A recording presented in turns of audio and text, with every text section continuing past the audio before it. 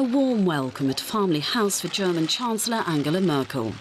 Dublin says she has been a strong and unwavering ally of Ireland throughout the Brexit process. Merkel and Irish Prime Minister Leo Varadkar held roundtable talks on what could happen if Britain leaves the EU without a deal. The focus was on the border between Northern Ireland and the Republic of Ireland. Merkel drew on her own past experience with borders in her support of Varadkar. I personally come from a country that was separated by a wall for many years. For 34 years, I lived behind the Iron Curtain. I know what it means when walls fall and when borders disappear. And so I'm aware of the need to do all we can to uphold the peaceful coexistence here, for which so many lives were sacrificed.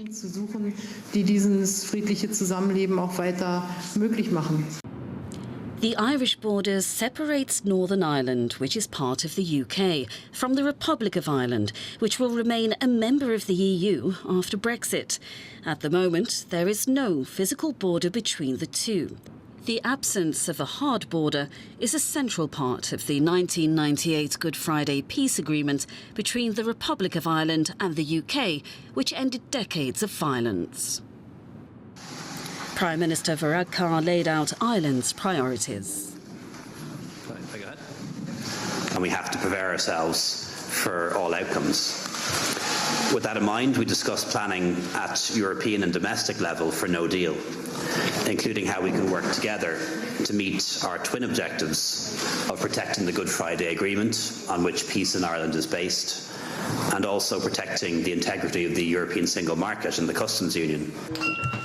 Their comments follow a debate with 15 people from both sides of the border about the impact a no-deal scenario would have on their lives. She didn't give us any indication as to what ultimately might be settled, but she certainly took away the importance of the customs union and the single market across the island of Ireland and to the economies east and west as well as north and south.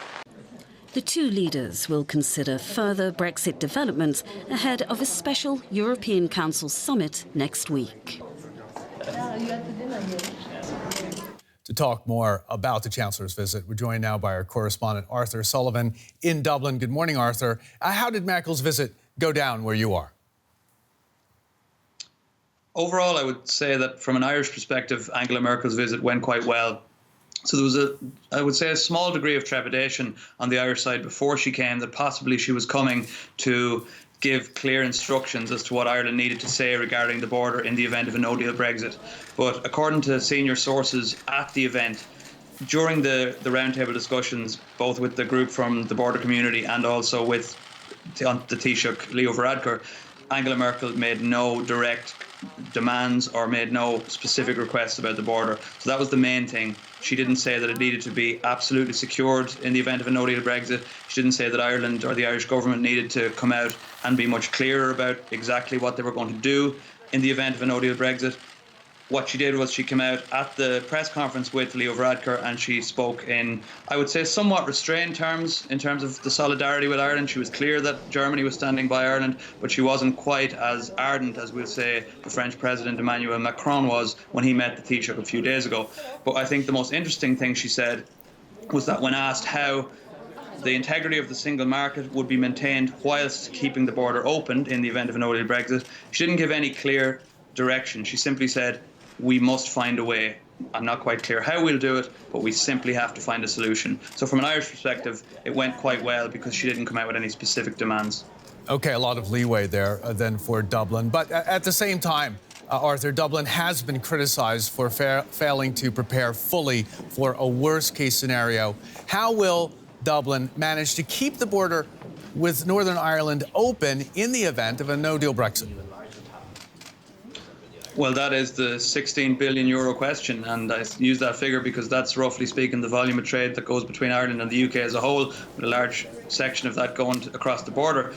That is really, at this stage, a very hard question to answer because those two ideals and those two aims are simply, it seems, incompatible. How can you uphold the integrity of the single market whilst having a completely open border, if the UK is, as they would be in a no-deal Brexit, in a completely different customs and tariffs arrangement in a WTO scenario.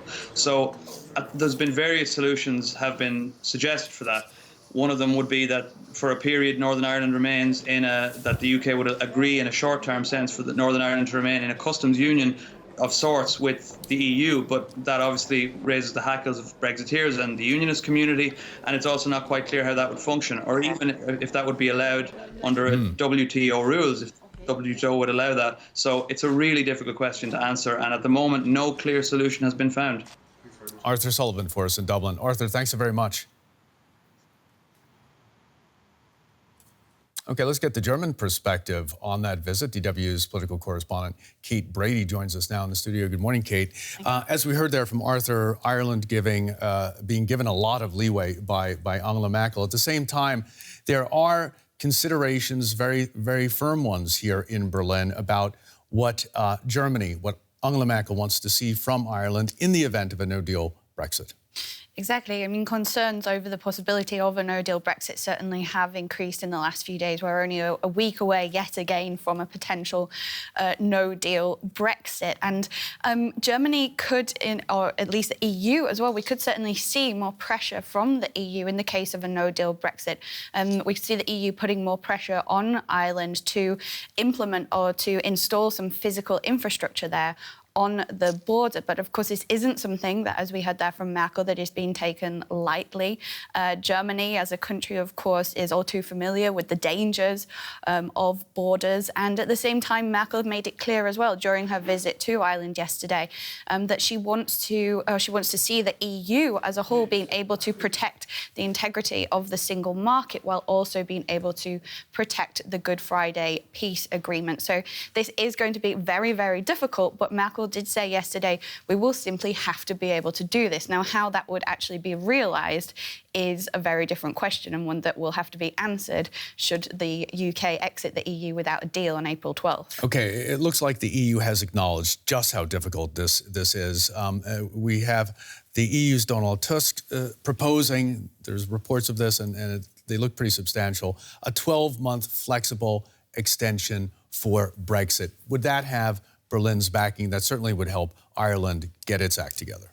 It certainly would. And we heard, as Merkel said when she was visiting Ireland yesterday, she wants to see something concrete put on the table by Theresa May by the time we have this EU Council summit on the 10th of April. Now, exactly what she means by concrete, that was very vague in a very Merkel way, that she makes these quite vague comments sometimes. And we could see the EU, we could see Merkel moving the goalposts there, because we could still see at this stage Theresa May coming back and to the EU, to Brussels, and saying, in her view, look, I have something concrete here. I'm currently holding cross-party talks.